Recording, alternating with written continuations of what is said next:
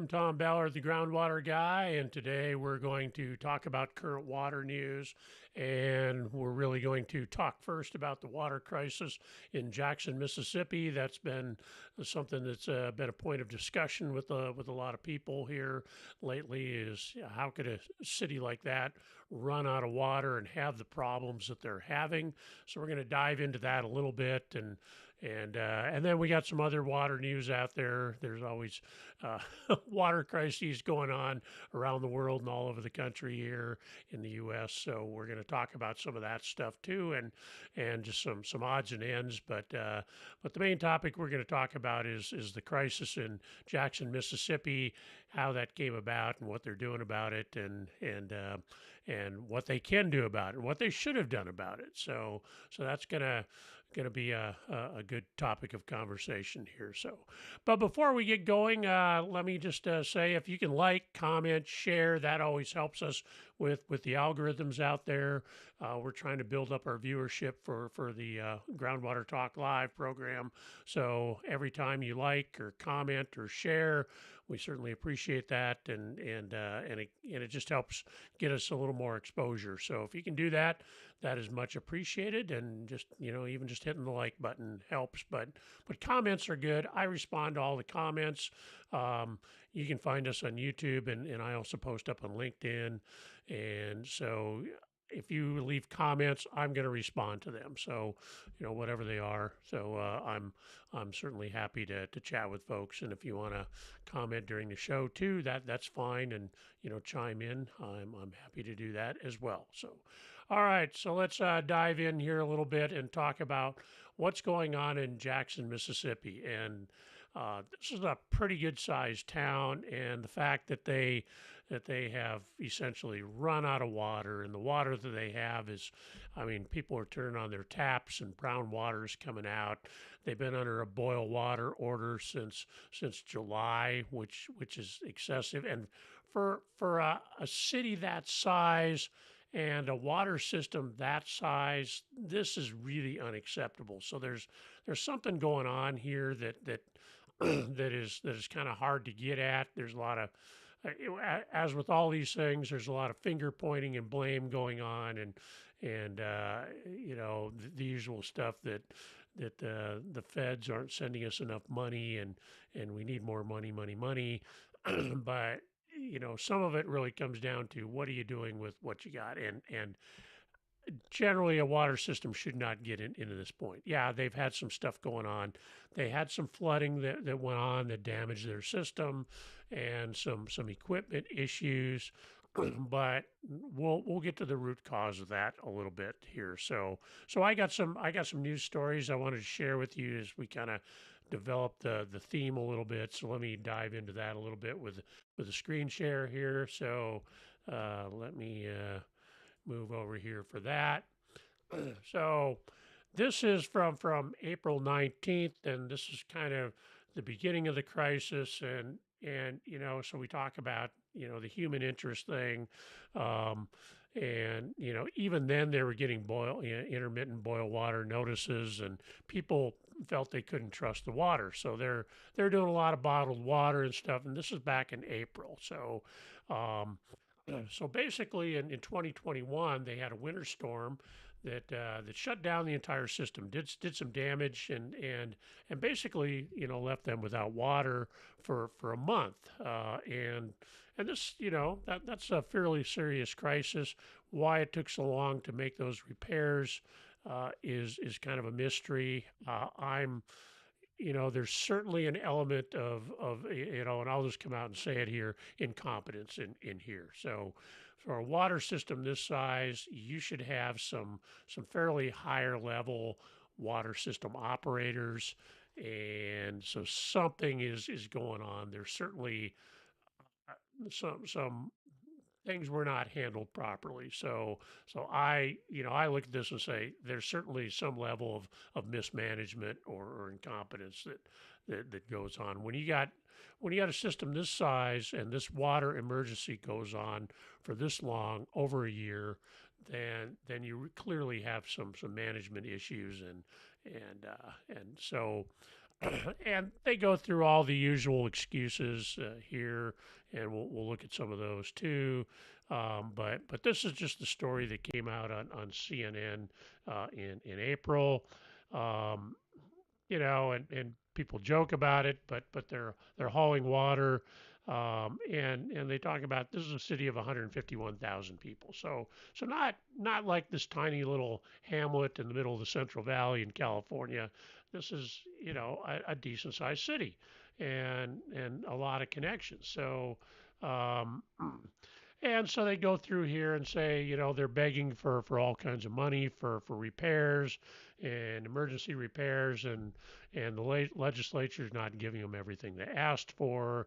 The feds gave them some money, but they're asking for total here like $100 million, and it's just not that easy to get all those funds on an emergency basis. So they point the fingers back to the feds that they're not giving them, uh, you know, um, you know, so that's really what it comes down to.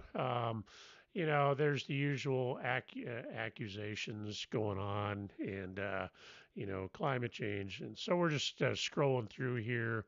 Um, it's and people can't afford the bottled water on a regular basis, and when you have an emergency that's going on for a year in a city that size, it's really going to strain resources. So I pointed back on management.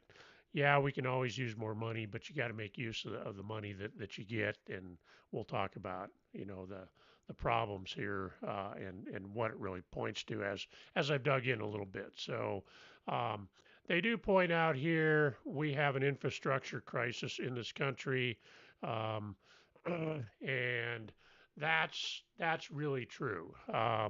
That we have neglected our infrastructure and we don't invest in the infrastructure.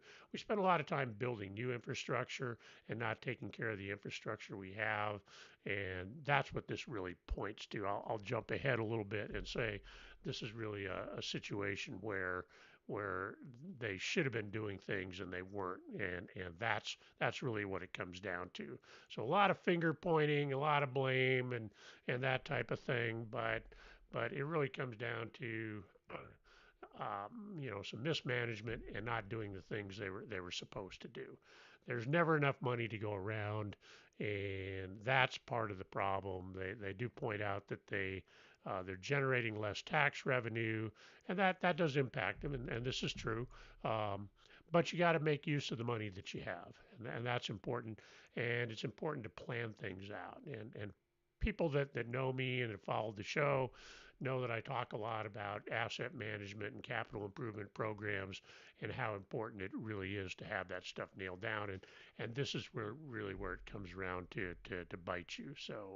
Um, so so they're saying that a declining tax revenue gives a town less financial resources to maintain and improve a water system that was built for a larger population. So part of this is definitely true. I mean, it's you got a declining population, and you have a lot of assets you got to maintain that you're not using. So this becomes a problem. That's for sure. So um, anyway. We get to the kind of the crux of it here. There's the usual government reports and hand wringing that goes around and how to fix the problem, and so we're blaming it on climate change, we're blaming it on environmental racism and all this stuff, but I would argue that this is the usual suspects that people trot out whenever there's a problem, and nobody wants to own up to actually creating the problem in the first place. Um, so that type of accusation just is not terribly helpful when it comes to getting pumps working and turning valves and maintaining equipment. Just that type of finger pointing just is not helpful. So they are looking at this, but it and since this it's only gotten worse. They've been on a boil water alert since July, and that continues. And then recently they had their pump shut down, so they didn't have any water again. So here's the whole situation. So we do the usual blame on how these things go. So of course we got to trot out climate change is threatening the water supplies. How you tie that in? This article goes through that, and you got to trot out climate change. Of course, whenever you have something, whether it's related to climate change or not, you got to trot that out as an excuse. So because um, obviously they didn't mess up. It's climate change is part of the problem. So this stuff, just they always got to throw that out there. So it's just and this goes through, talking about, they make this tenuous stuff, these tenuous, connections to climate change, and it's just bunk is really what it comes down to. But I just wanted to point this out because whenever something like this happens, you have to trot out the usual suspects, and climate change is one of them. And here's another one. It's always got to be about racism. So they're asking that question too. So there's your two biggies: climate change and racism. And so they're, I mean, I can go into this in great detail, but that's not what it comes down to. You really have mismanagement going on. That doesn't have anything to do with it. You're in a black-run city, a majority black population, and it's just you know they make some arguments that they're not giving them money because of racism, and it really comes down to mismanagement is what it comes down to. But you got to trot out these usual suspects is really what it comes down to. But let's get into kind of the crux of the matter when we get that stuff out of the way, and really dive into what the issue and what they're doing right now, what the situation is right now, and what they're doing, and what the real cause of this is. Um, so here's something from Mississippi Free Press, and the governor's addressing this, and they're all coming out, and government does what government does. They get out there and they make speeches and talk about emergencies and talk. When really what happens is you end up with an emergency when you probably should have had systems in place to deal with an emergency and capital reserves to deal with emergencies before the emergency happened. So poor planning here. Yeah, but here's our usual, government hand wringing, and they have two problems going on right now that they're pointing out is they have poor water quality. That's the boil water notice. That's a treatment plant issue. But right now, what they've had, and they just solved that, is the pumps were shut down completely. So everything was broken. There was no water being pumped at all. So you got two situations that are really going on here, and they've gone a month without water, which is absolutely insane for a city that size. How you cannot, the main pumps have been damaged severely. How you cannot fix that problem in a month is just nuts, and it gets even worse. And this is where things really point to incompetence here. And I'm not going to go through this whole article. They're declaring a state of emergency and doing all the stuff government does, but I really point back to mismanagement here. Um, this is a more recent. This is from September 2nd, so just a few days ago. Uh, um, Another CNN article told to shower with mouths closed because of the poor water quality, and the water shortage. So some of these things, uh, as of September 2nd, they entered a fourth day with little or no water flowing from the faucets, and the water that was flowing from the faucets is awful water. So you got to boil it, and you don't want to drink it. So it's this really is insane. So they went out and got a rental pump, and they're just kind of putzing around with it. And I just look at these reports, and you got to kind of read through the lines here, but this is just kind of spinning around trying to do some things. And do, do they have anybody here that knows what the heck they're doing? I just, everything I'm reading here tells me that answer is no. So, if it was me, I'd fire everybody and start from scratch. But that's just me. So, um, they do have some river flooding going on, and that is an issue. And so you got water coming in that's causing the boil water order. So how do you fix that? That part I don't know. I'm not sure how you can fix that.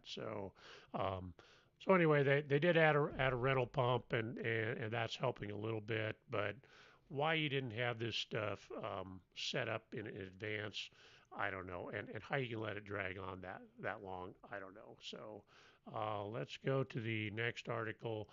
This is actually from September 5th, so a few days ago. So really, what happened is the EPA and the U.S. Army Corps of Engineers actually intervened. They came into town, they went into the water plant, and they brought in some experts that know what they're doing, and they basically just from the reports I got, they basically just turned the switches on, and the tank started filling up, and the water started flowing. Now this doesn't deal with the water quality issues, true, but this is the water supply end of things. And so they came in and they did a little bit of fiddling around, and everything seems to be working fine. So what is going on here with these people that they can't figure this out? That you have to have the Army Corps of Engineers come in and show you how to turn the switches on for your pumps. I don't know, but they have restored water, and this is just insanity. I mean, how can you have this level of incompetence and mismanagement is what it comes down to. So now this is kind of where I dive into. I think that's yeah. This is kind of my last story here. This is kind of where the boil water advisory is still in effect. So we're looking at that still. So they still got some water quality issues they got to deal with, but they have their water back. So now they need to start working on figuring out how to treat it. And so I'll get back to a common theme that I harp on a lot is, and I work mainly with small water systems.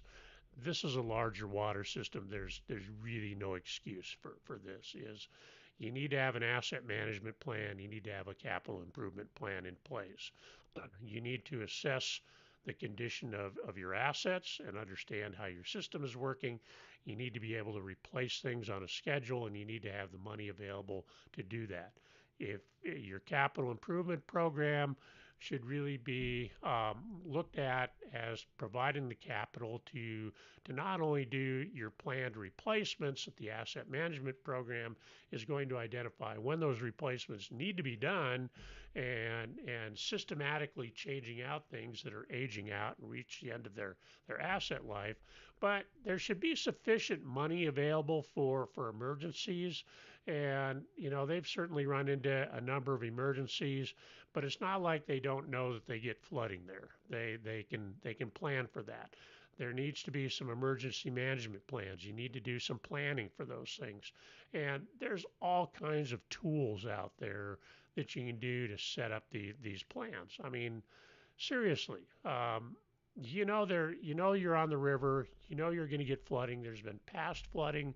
It's probably going to happen again, and so you plan for that. If you have an emergency, if you have a 100-year flood, 200-year flood, you have a plan for that in place, and you're able to implement that plan if these situations happen. So this is poor planning. It's lack of asset management. It's probably not having a capital improvement program because they're talking about not having any money to deal with this. And yes, I understand they have a shrinking tax base, but you got to plan around that. And really what it comes down to is diving in here a little bit is I find references to the dreaded deferred maintenance. And that's a hot topic for me because basically it means you're saving money by kicking the can down the road, but you're delaying your asset management, your asset replacement, and this is not a good thing because things are eventually going to start systematically failing. Like, guess what? They happened here. And what happens when you defer your maintenance, it becomes really easy to keep deferring the maintenance and defer it and defer it and defer it till you're 10, 20 years in of deferred maintenance. And then you can never catch up. And now you're going to the state and the federals and accusing them of not providing you the $100 million you need to basically rebuild your system because you've deferred maintenance and you haven't adequately managed the capital you have and done the repairs when it was cheaper to do it than kicking the can down the road and have everything systematically fail at the same time. And that's really what this whole situation points to. And yes, there's some extraordinary circumstances, but that's what the emergency planning is for. And every water system should have an idea of what would happen if they had these emergencies happen. You should have an emergency management plan, and that should be in place. And you need to understand what happens if these situations happen. And clearly, there's management failure at the part of Jackson, Mississippi, and that's kind of squarely where I put the problem. In spite of their efforts to point the fingers and blame at other people, they really need to point the fingers back at themselves. And now they're really in a quandary because they basically they're in a quandary because they got a system that's failing all over the place, has all kinds of problems going on, and it's going to cost tens of millions of dollars to fix this system. And it never should have gotten to that point. You're a water utility. People depend on the water, and you can't. You're breaching the public trust is really what it comes down to by mismanaging your water system. And I look at that, and then you can even go back to something like Flint, Michigan. That was really a screw up on the part of and some it, you can call it mismanagement, but it was a situation. Yeah, it was mismanagement, but they really, they changed water sources, and it was more the water that they got was more corrosive, and it, damaged the lining in their pipes and exposed the lead, and they did not properly anticipate what the situation was going to be, and they should have. So a lot of these things out there that are emergencies that make the national news are entirely preventable. And I look at the Jackson, Mississippi thing and says, yeah, they have some emergency situations, but they should have planned for that. And the deferred maintenance was certainly a preventable situation. You just can't kick the can down the road. And like I say, I've seen it time and time again. Is a lot of these water systems, you start deferring the maintenance, and it becomes really easy to do it the next year, and then easier to do it the year after that. And then people move on, and new people come in and inherit these problems, and it becomes a real nightmare. And eventually, you start having things fail. And I look at my own situation here. I live in a small town in Tennessee, and one of the neighboring water systems has had some situations lately. And once again, this is an asset management issue. They spring a leak, they go out, they fix the leak, and they pressure up the system, and then the next weakest link fails. So they've been without water for a week because they keep fixing things, and then something else pops once they fix it. So you're getting some systematic failures in the system that come from deferred maintenance, and I don't know exactly that's what that is, but that's kind of what it points to. You look at the signs and say they didn't replace these lines or maintain them like they should, because this should not be happening this way. So that's really what it points to. I can't say for sure that's what it is, but that's kind of what it points to. So all right, um, that's that from Jackson, Mississippi, and there's really a lesson there that the deferred maintenance, not a good thing.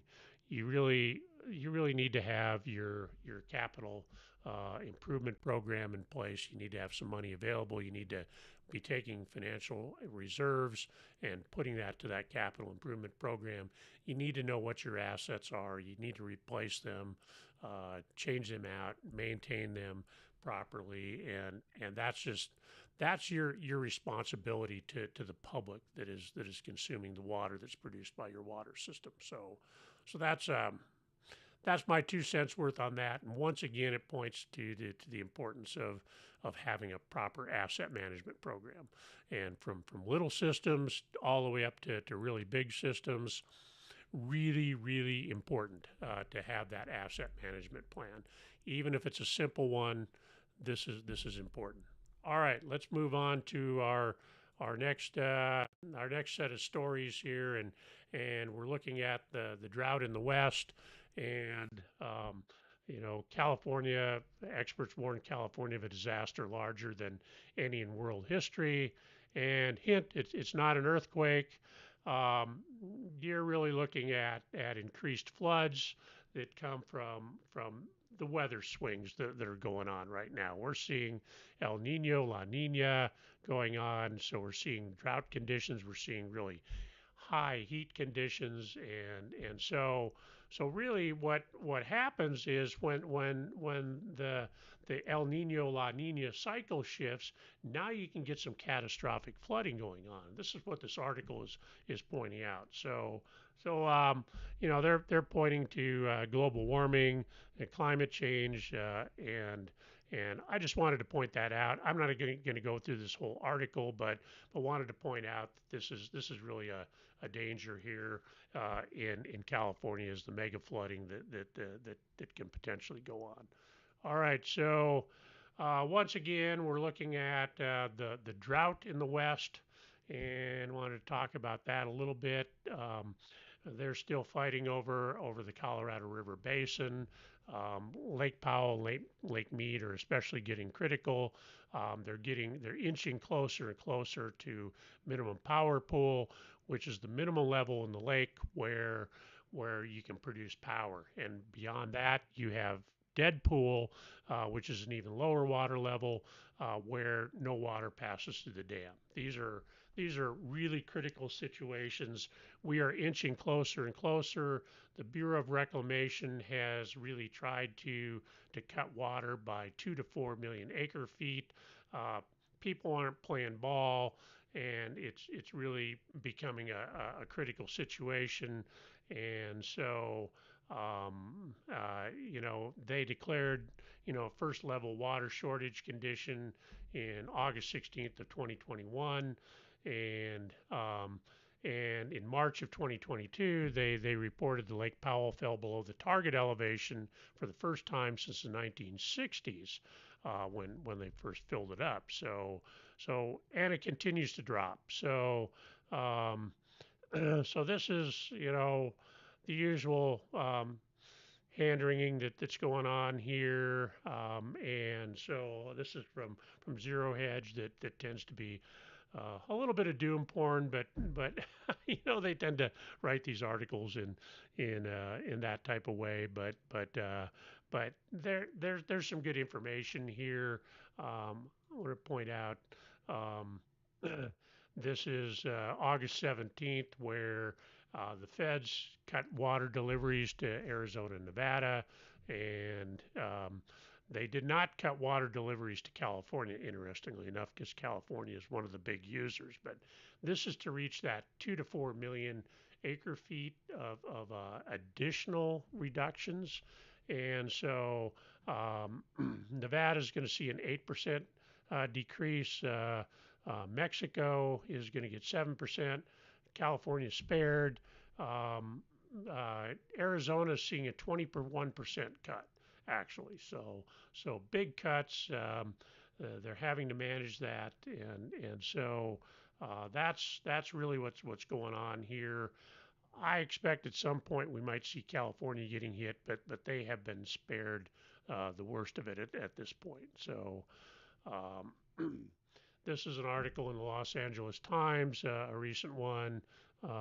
What is the date on this? I'm not seeing, but um, September 4th. So this is a pretty recent one too. So the usual dramatic pictures of you know sunken boats that are now exposed and um, you know, uh, they're talking about California water districts under pressure uh, to decrease to cut back on their water, and I think California is eventually going to get hit with cuts from the Colorado River, but other places in California need to cut too. Groundwater being scaled back as well, and so and then once again, all the usual government stuff like and hand wringing, we need to work together and all that stuff. Well, people aren't really working together. Everybody's getting a little greedy and trying to grab what they can and not really cooperating with this.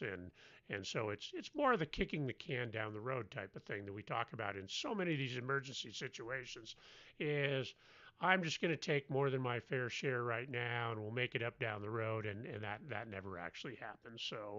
Um, so anyway, there's some dramatic description in here, um, and I'm going to move on to the next one. Not really a whole lot there. This is an article on Lake Powell, and some. What's notable here is some really nice pictures. I've been on Lake Powell on houseboats, and it's a lot of fun out there. But Lake Powell is really getting to the point where what this article is really talking about is as as the water levels behind Glen Canyon Dam and Lake Powell continue to decrease, is it worth actually saving the dam, or should it be returned to nature? Now, a lot of power produced from Lake Powell. It would be very difficult, especially since we seem to have some power shortages in California right now and in the West that giving up the electrical generation from Lake Powell probably would be difficult to do. But they're asking the question: is it even worth it at this point? So here's some dramatic pictures. There's some videos. I'm not gonna show this, but you can see you're getting a lot of the canyons exposed. Some talks here about dead pool and minimum power pool, and how the tunnels are drying up, and you can see the recreation on Lake Powell is pretty awesome. You rent the houseboats there in Page, and it really becomes very nice. I mainly wanted to share this picture here. This is really an awesome picture of this is Glen Canyon Dam here, the bridge across the Colorado River. This is Page back here, which is Page, Arizona was originally built as a city to provide housing for the workers working on the dam, and then downstream here you get into the Grand Canyon. So the Glen Canyon Dam sits right upstream from the Grand Canyon. You see the beginnings of the Grand Canyon here. So interesting area, and then extends pretty far up there, and a lot of the Navajo sandstone and these sandstone formations just make it beautiful if you take a houseboat out there. Um, but anyway, here's some older pictures, historic pictures, and and they just basically go on. This article is great just because it's got some great pictures in here. But it's basically talking about the same thing. Is the critical situation out there now? Las Vegas is one that's getting hit because Las Vegas's primary water supply comes from Lake Mead, which is Hoover Dam, and they do have some groundwater that they use, but mainly it's surface water from Lake Mead, and obviously they use a lot of water in Las Vegas, a lot of water features at the casinos, and this article kind of goes on to justify that is that well they don't really use that much and it's kind of like it's in a drought it's really a symbol of waste actually and they do talk a little bit in this article about the evaporative loss you get from these fountains but they do talk about the positive things that Las Vegas is doing is new houses can't have these huge swimming pools there, so that does use a lot of water. And if every house out there has these 3,000 square foot swimming pools, bigger than most people's houses, then then that can be a problem when you have a lot of those. So they're limiting new pools to 600 square feet. Probably should have just eliminated them. Period. So reclaiming all indoor water for reuse and treating it, putting it back into Lake Powell is definitely positive. We got to look more at water recycling and capturing stormwater. Here's another solution. Keeping the Las Vegas Strip water savvy. This is kind of where they tread lightly because casinos obviously are a big economic source well, they're the economic engine for Las Vegas, so you don't want to tell them they can't have their beautiful fountains out there, but it is wasting water. Although the Bellagio that they talk about here actually uses a water well, a groundwater source for their fountains, so it's not actually drawing from Lake Mead, but still, you're using groundwater and there's not enough of that to go around too. So tearing out non-functional grass. Everybody gets to go to a desert landscape lawn is really what it comes down to. Grass does use a lot of water, and we're seeing this in California too. Is tearing out the grass and strict irrigation schedules year round. Um, that's what they're doing, not just seasonally, but year round. Identifying water wasters. This is and leaks obviously too. So leak detection becomes very important. Taking advantage of Mother Nature, and this is stormwater runoff is really what they're talking about here is managing that stormwater runoff and treating it if it needs to and getting it back into Las Vegas Wash and into the reservoir. So some positive steps there is really what's going on here. So um, also, talking about the drought, let me just talk here about um, this is just some imagery that I think is pretty cool. Well, kind of cool, but kind of shocking here of different climates around the world. This is China's Lake Poyang. I think I'm saying that right. In 2021, and this is basically August 2022. So you can see it is dried up here. This is the hold on a minute. I am having a technical glitch. I am going to have to fix here. Hold on just a minute. Sorry about this.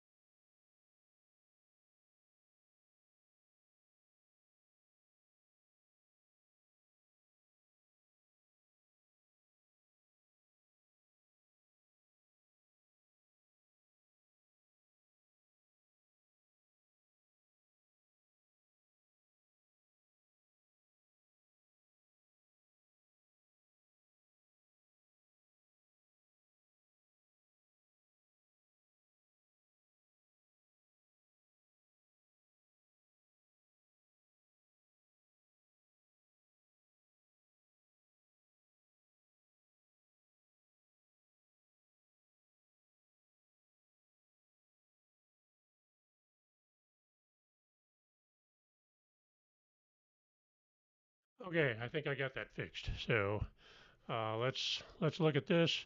This is the Rhine River in Europe, near Dusseldorf, Germany, in August of 2021, and this is it today. Actually, bark traffic on the river has been impeded, uh, and movement of supplies on the Rhine, which is huge for transportation in Europe, really is being interrupted. The river has gotten that low. So let's continue down here.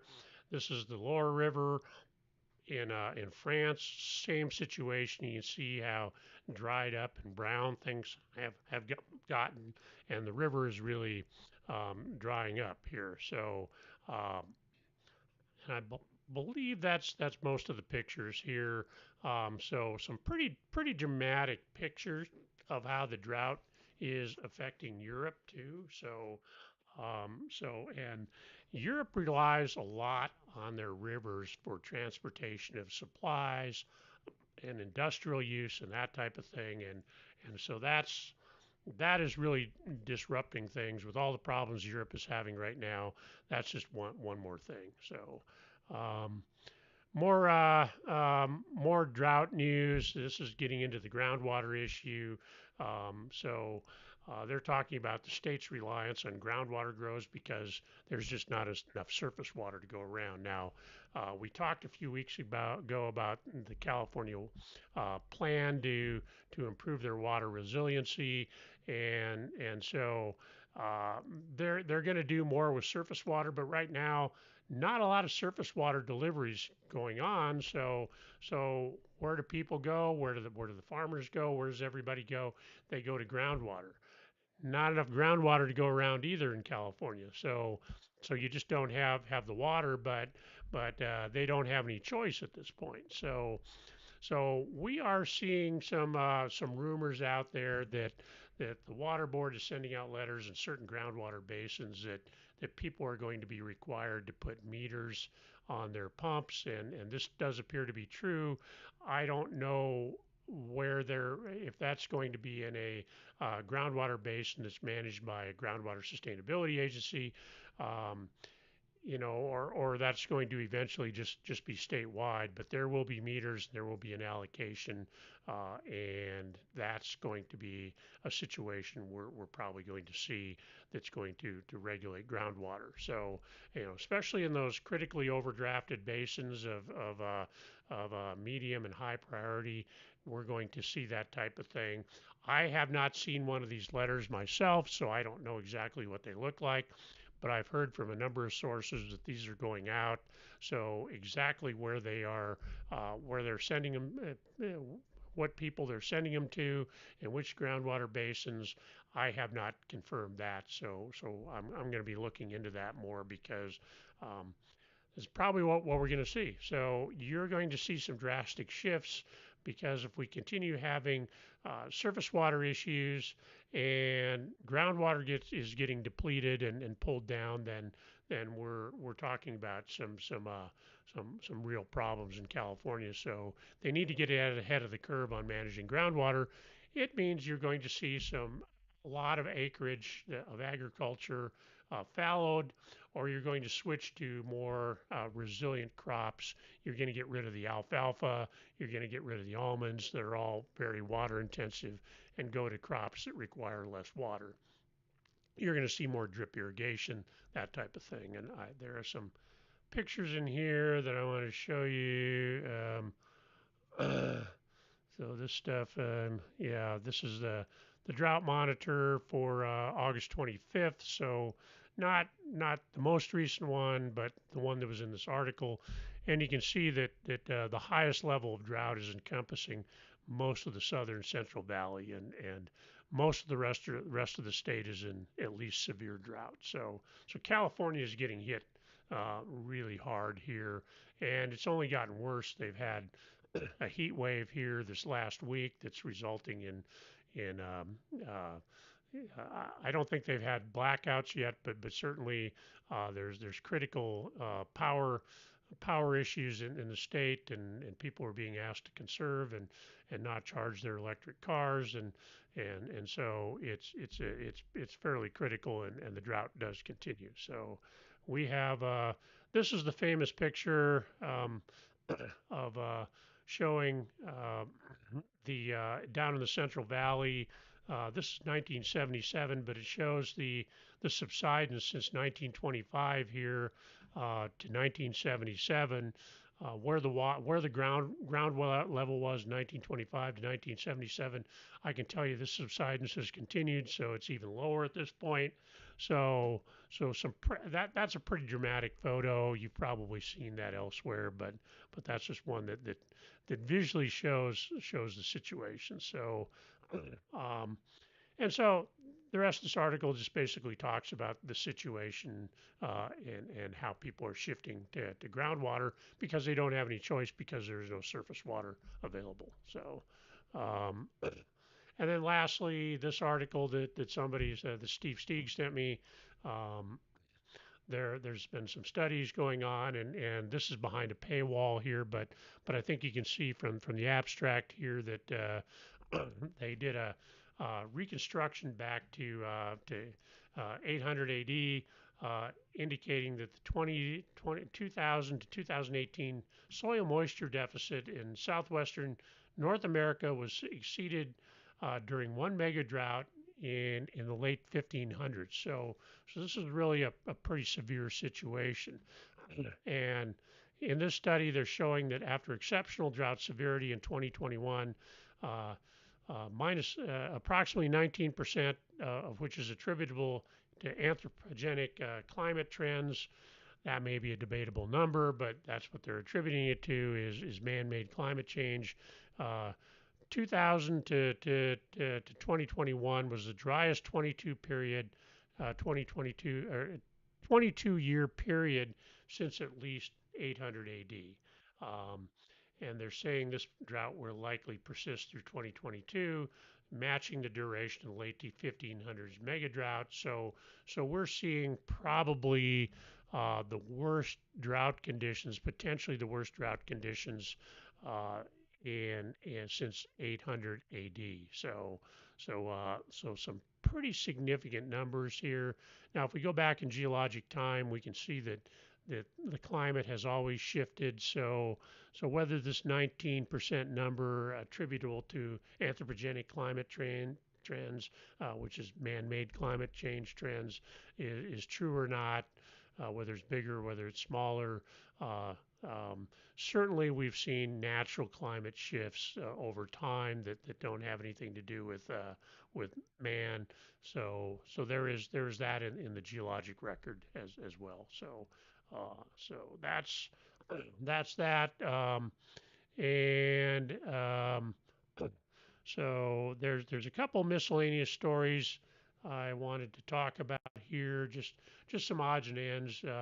Really, the Jackson, Mississippi story and the continued drought in the West are kind of the big news. But I did want to talk about some things to kind of play into and follow up to some things we've talked about here recently. So I got a few stories I wanted to share that go into that. Let me just pop that up here. And yeah, there we go. So, uh, New Mexico town has only 20 days of fresh water left. Now, this sounds like a drought story, but actually, it is not. This is Las Vegas, New Mexico, not to be confused with Las Vegas, Nevada.